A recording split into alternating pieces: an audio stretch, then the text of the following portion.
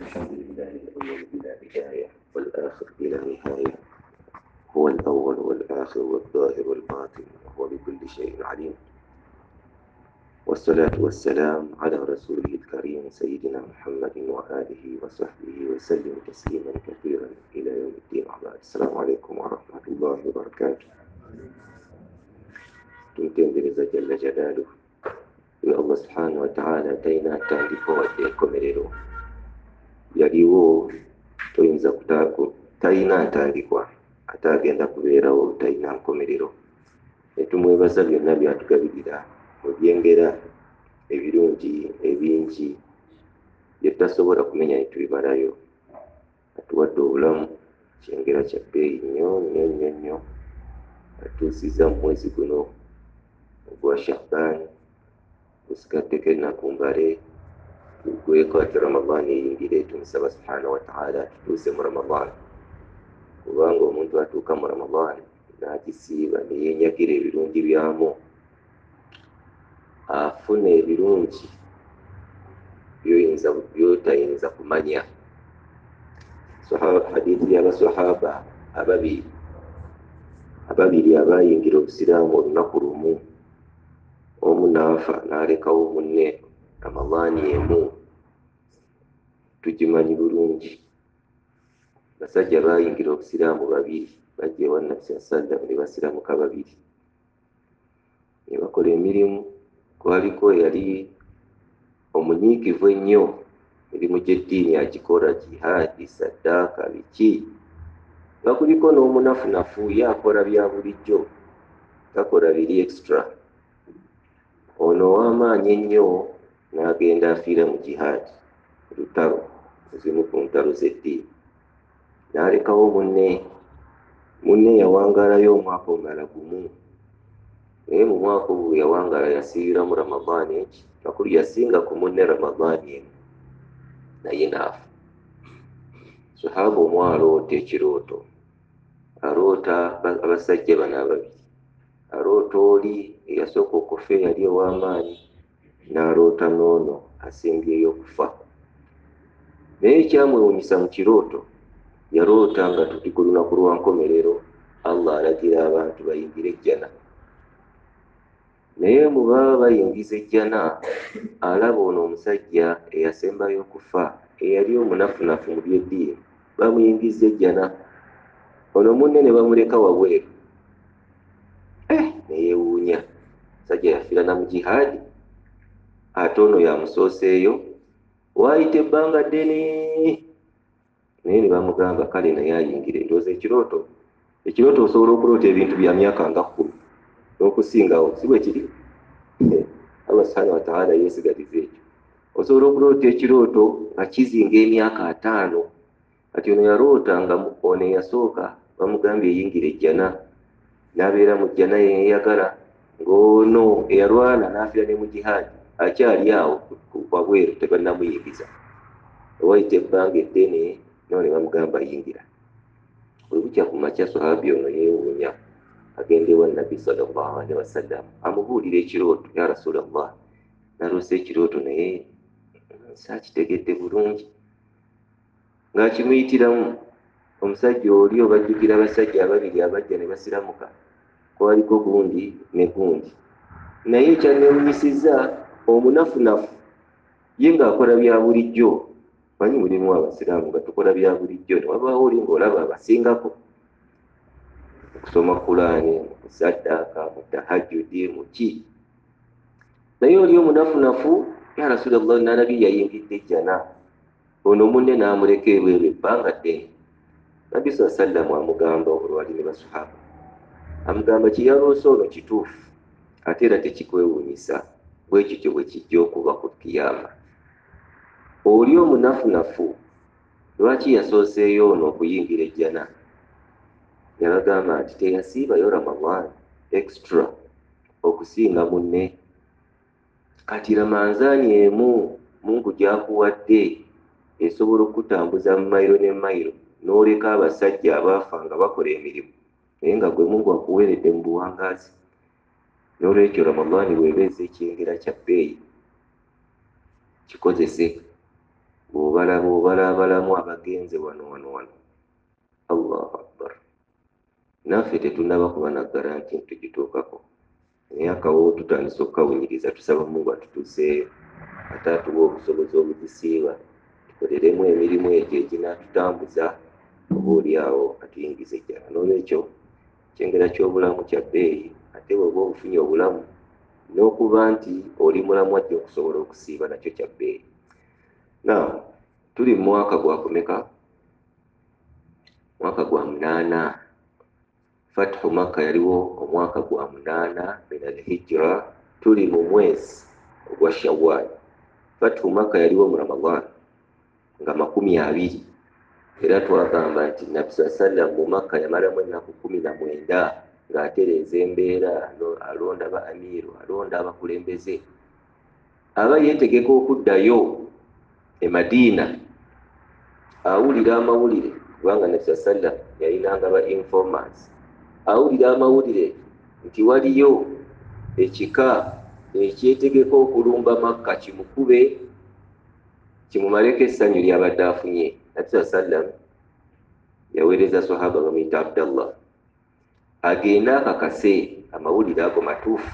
Nga bwe tuze tugamba Nabbi teyapapiranga bigambo, teyakolerangawo. Yaweereza sahaba agende, kuba baamugamba Bahawazi, ekika kyali kinene nga kyesuddeko okuva ku Makka.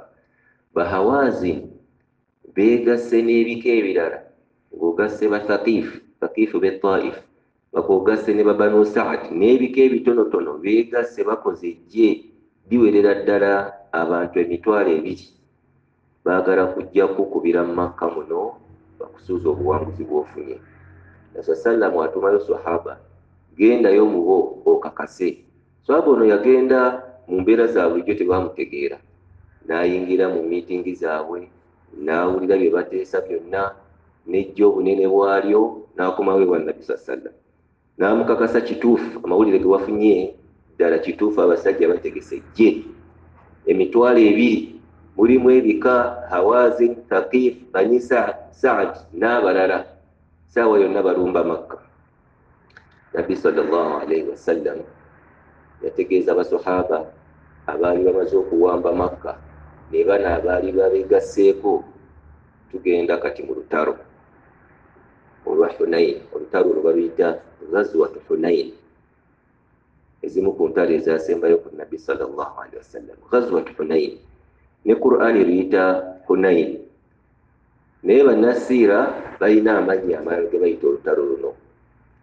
Oyinza oduyita Ghazwat Awtas.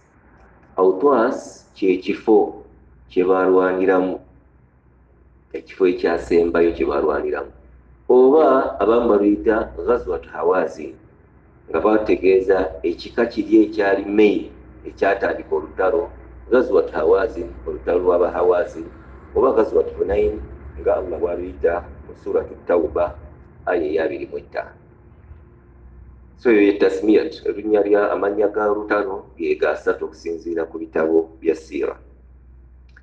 Nabbi sallallahu alayhi wasallam tujjukire yajja n'abasahaba omutwalo omulamba okuva e Madiina okujja e Makka fi Fathi Makka. Kati omutwalo gwonna gwagenda naye ne kwegattako n'2,000 ez'abasajja abasiraamu abaali basiramukidde mu Fathu Makka. Amakulu ye yagenda n'ejje ly'abantu 1,200,000 agenda okulwana n'ejje ery'emitwalo 2. Naye basahaba we beetunuulira nga balaba bangi 1,200,000, teri lutalo lwe baali balwanyeko nga bawera 1,000.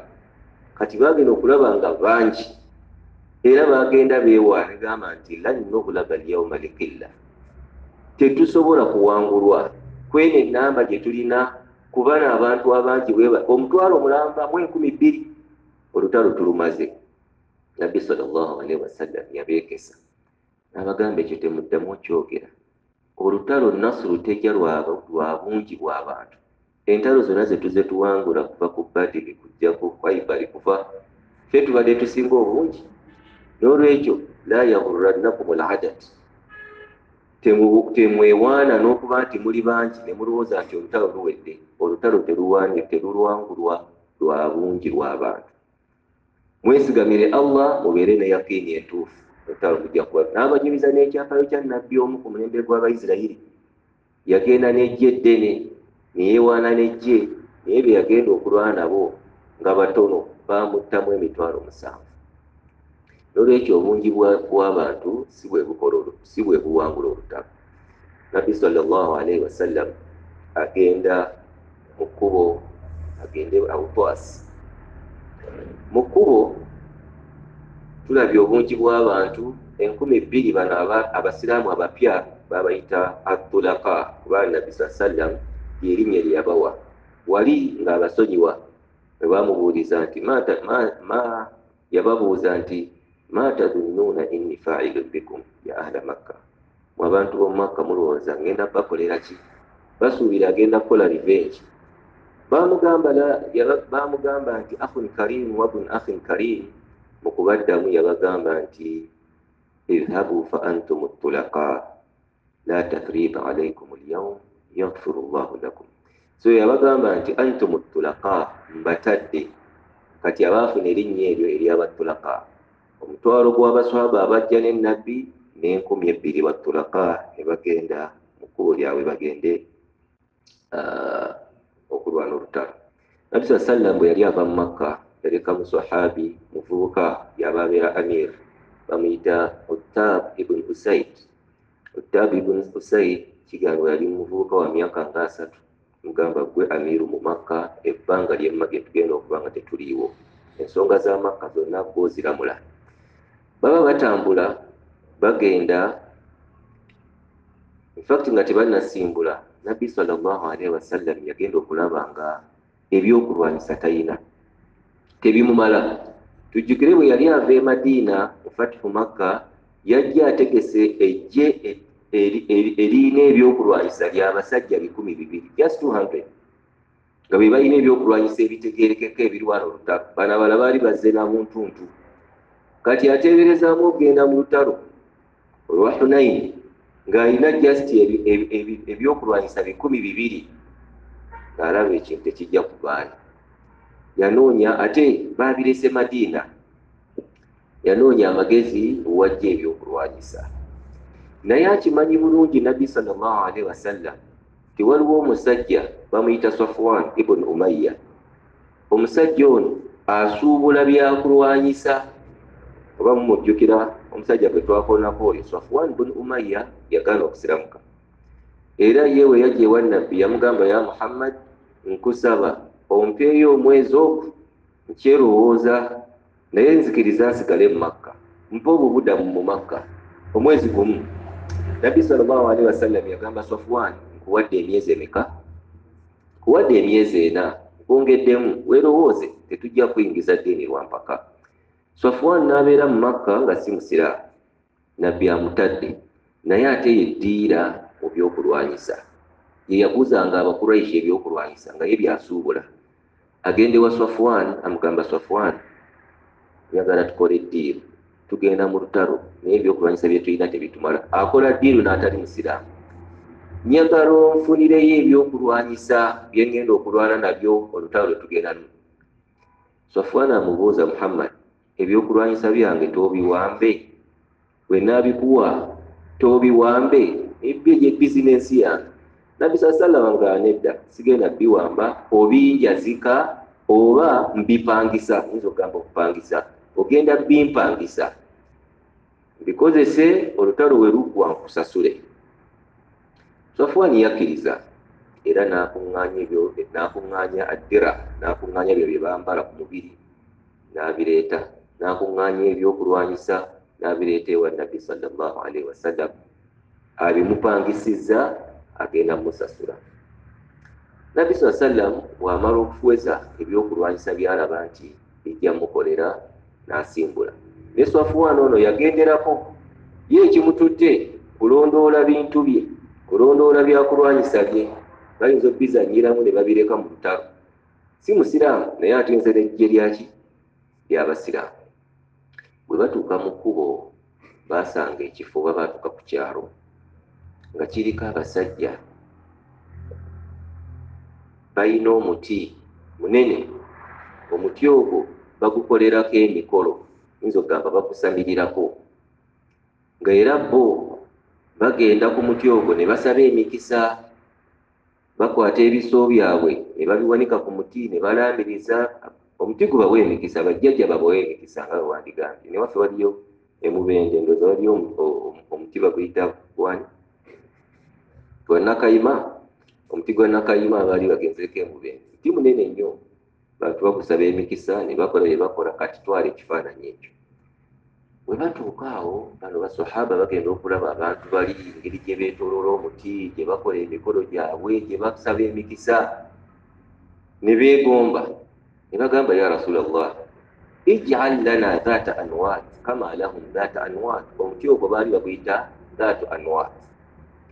Ya Rasulallah, naffe tufunireyo ekifaanagana ng'ekyabo, tuteerewo omuti gwe tusaba emikisa ng'abasajja bwe basaba emikisa. Nabbi sallallahu alaihi wasallam bwawulira okusaba kw'abasiraamu, abaasaba ekyo be bano batulaka, abasiraamu abapya bakasiramuka, bo tebamanyi nnyo bya ddiini, basiraamu se bagenze mu ntalo. Nabbi sallallahu alaihi wasallam yagamba, Allahu akbar, innaha sanad qultum kama qala banu Israila li Musa ij'al lana ilahan kama lahum aliha. Nabbi sallallahu alaihi wasallam yakuba takbira n'agamba, Allahu akbar, mwogedde ekigambo kinene Allah ngamu. Naam, mwogeredde ddala ng'Abayisirayiri bwe bagamba Musa nga bamaze, Allah amaze okubawonya Firawuna, bamaze okusomoka ennyanja, basanga abantu nga basinza akate, nga bamaze okusomoka, bagamba Musa, ij'al lana ilahan kama lahum aliha. Musa, abasajja bano ng'akate kaabwe katusanyusizza ke basinza, naffe tuteerewo Katonda. Musa yabeewuunya n'abagamba, abantu mwe mwefaananamu, mwerabidde amangu Katonda abawonyeza Firawuna n'abasaze ennyanja, amangu ago mwerabidde mwagalayo akate. So Nabbi sallallahu mwagamba abasiraamu bano abaali basabye ekyo ti inna hasanan, ekyo kye mukola kugoberera, kukopperera. N'agamba ekigambo la tattabi'anna sanana man kana qablakum hadwa alquddati bilqudda hatta law dakhalu hufra dabbin la dakhaltumuh. Nabi sallallahu abagamba nti bwe mutegendereze mujja kutuuka okukopperera ebintu by'abantu bali, ategeeza alyahudi wa nasara, mugenda kukopperera enkola y'Abayudaaya n'Abanaswara, hadwa alquddati bilqudda, luta ku luta.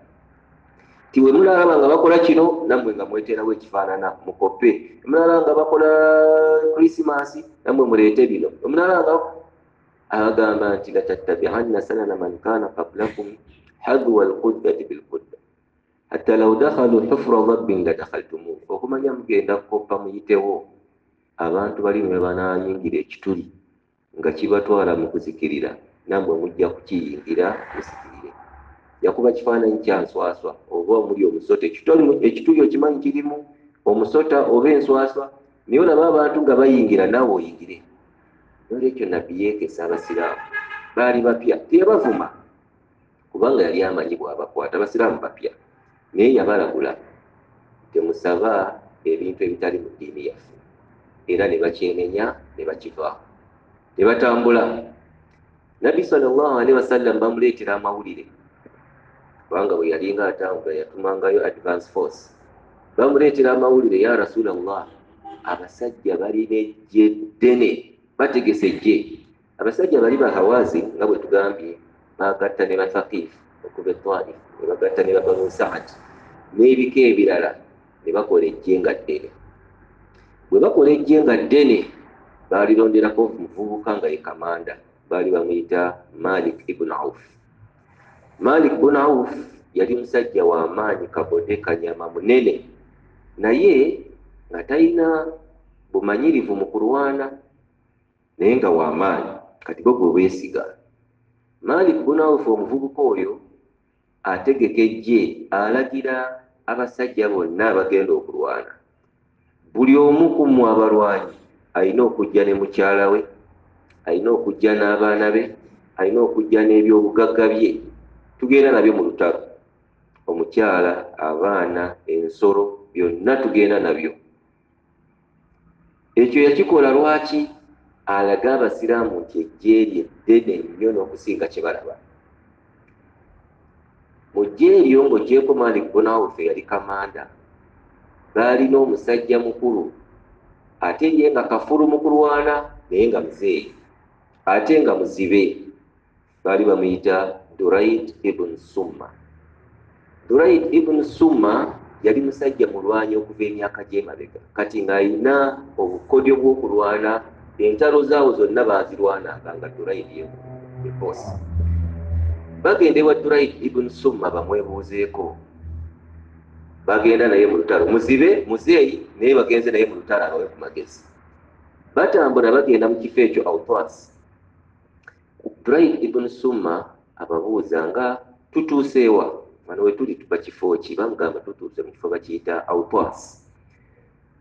Agamba kino ekifo kituufu nnyo, emyaka gyaffe we twalwaniranga ensolo zidduka bulungi tesifuna buzibu, ne bwoba olwanira ku bigere tofuna ki? N'olwekyo abagamba ekifo ni'mal makan, ekifo kyekyo kyennyini kye tugenda okulwaniramu. Ababuuza naye nga mpulira abakyala abayimba, nga mpulira abaana abakaaba emabega, nga mpulira eŋŋamiya, mpulira ente, mpulira amaloboozi g'embuzi, ate ebyo biki? Bamugamba munnange, mukama waffe kamanda w'olutalo Malik ibn Auf ye yawadde ekiragiro ekyo, buli omu ajje ne mukyala we oba ne bakyala be n'abaana be n'ensolo ze. Bamuyitira Malik ibn Auf. Malik ajje ewa Durayd, ono tugambye musajja mukulu muzeeyi muzibe naye ebyokulwana abimanyi. Batandika okunyumya. Durayd ibn Summa abuuza Malik ibn Auf, Malik, gwe wagambye abakyala bano bajje mu lutalo, lwaki? Nze nalagidde abakyala bajje mu lutalo, omuntu ajje ne bakyala be n'abaana be n'ensolo ze, nga kyenjagala bw'aba azze okulwana alwana n'omutima amanye nti we bamuwangula omukyala bamutwala ne maali bagitwala. N'olwekyo ekyo nakikoze kibongere moraalu. Omuntu waba amanyi nti ebintu bye byonna bigenda alwana okufiirawo, ye ge magezi ga Maali. Durayd ibn Summa yamugamba nti oli mulwanyi, oli mulunzi wa mbuzi, anta raishat. N'amubuuza nti wahal yaruddu almunhazim shay'a, omuntu we bamuwangula anaddayo n'akantu eka, bakuwangudde mu lutalo, onaasobola okuddayo n'omukyala n'abaana n'ebyobugagga? Ebyo tebirina mugaso mu lutalo, bizzeeyo. Amugamba answahuka, nkuwa amagezi, bizzeeyo. Malik agamba nti nze bwentyo bwe ndagidde. Kati baali mu kukwatagana. Kamanda Malik ibn Auf omuvubuka yali mu kukwatagana ne muzeeyi. Muzeeyi bamuleeta bawa amagezi naye Malik yagaga. Kigambibwa yali dictator, ye nga kyasalawo kikola ki? Kyekikola. Durayd yamujerega n'agamba tomanyi bya ntalo, olabika oli mulunzi wa mbuzi, bino tobisobola biveemu.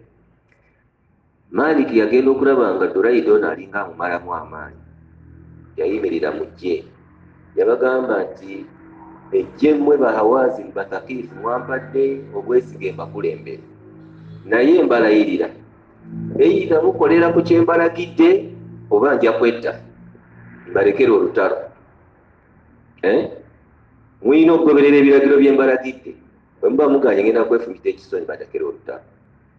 Bonna ne bawanika engo ne bagamba tewedda, mukama waffe tuli lwedde okuyonderaamu ekiragiro kyo, era ne bagoberera ebiragiro bye. N'agamba eggye lirino genda n'abakyala n'abaana n'embuzi n'endiga, era yateekateeka eggye lye nga mu maaso waliyo abali ku nsolo, emabega waliyo abali ku bigere, abakyala ne baddako n'abaana n'ensolo. Kati yalabanga eggye ng'alaba ddene, alaba ekintu ekiddugavu. Kaswahaba agamba Nabbi sallam, ndabye eggye ly'Abahawazin nga ddene, naye ekyewuunyisa ndabyemu abakyala balese n'obwana obuto, mulimu n'ente n'embuzi. Nabbi sallallahu alaihi wasallam yaseka n'abagumya n'abagamba nti tilka ghanimatul muslimina ghadan insha Allah, ebyo byonna bigenda kuba by'abasiraamu enkya olutalo tuluwangudde, tugenda byetwalira, baleke bajje. Nabbi sallallahu alaihi wasallam atambula n'eggye lye bagenda mu kifo ekyo Awtaas. Abasajja bali Bahawazin ne Bathaqif ne Basaad n'ebika. In fact omusajja oli muzibe yabuuza Malik nga tetunnaba kweyongerayo, amubuuza aina Ka'b wa Kulab, ate ekika kya Ka'b nga tewakiyise, ekika kya Kulab nga tewakiyise. Amugamba tetwabayise, twabye nga twemala. Durayd ibn Summa agamba Malik, wasubiddwa ebyo ebika birwanyi, wasubiddwa okufuna abasajja abalina eggye. Ebyo ebikafe we twalwaniranga birina abasajja abaki abalwanyi. Kaakati lino eggye lyoleese sirirabamu ssuubi, naye kale tugende. Ne bagenda. Nabbi sallallahu alaihi wasallam abasajja bano bamusookayo mu kifo wali Hunayn ne bagenda okulwanira. Baba batambula bagwa mu ambush. Eggye oba ekibinja kya Khalid bin Walid kyekyali kisoose mu maaso kyatuuka mu Hunayn ng'abasajja bagudde dda kava, ne babakuba, ne babaweereza obusaale, ne babakosa nnyo, ne babatta. Eggye ne likyankalana, abadduka ne badduka. Khalid n'agenda ne yeekweka eyo nga bamuyinjalinze. Nabbi sallallahu alaihi wasallam agenda okulaba abasajja ababadde beewaana abasiraamu tuli bangi tebatusobola, 1,200 batutandikirawa, ng'eggye lyonna likyankalanye.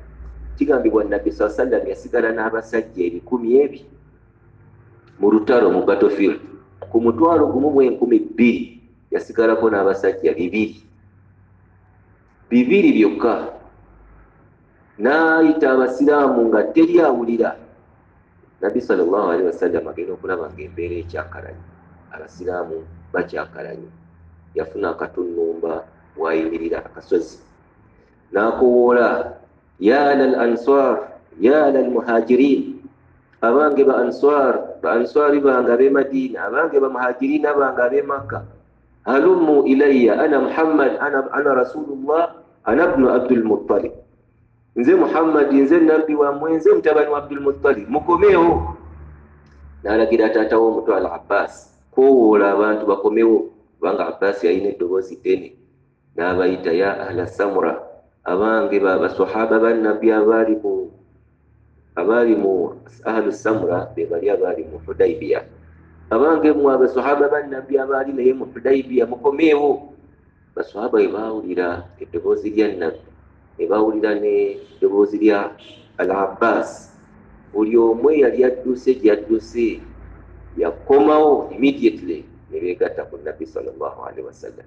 Naye nga first round y'olutalo abasiraamu baabakuba ne babatta bangi. Mu kwekuŋŋaanya okwokubiri bakomawo ewa Nabbi sallallahu alaihi wasallam. Mu suratu At-Tawba Allah subhanahu wa ta'ala atunyumiza ku kyafaayo ekyo oba ku lutalo olwo, aya ya 25. Allah agamba, billahi minash shaitani rajim. Suratu At-Tawba eno yogera ku ntalo enkulu 2, yogera ku Hunayn ono, olutalo olulisembayo Nabbi lwali lwano olw'e Tabuk. Ayagala okubimanya asome suratu At-Tawba eno. Allah ayogera nnyo ku ntalo ezo. Mu aya ya 25 Allah agamba, billahi minash shaitani rajim, لقد نصركم الله في مواطن كثيرة ويوم حنين إذ أعجبتكم كثرتكم فلم تغن عنكم شيئا وضاقت عليكم الأرض بما رحبت ثم وليتم مدبرين.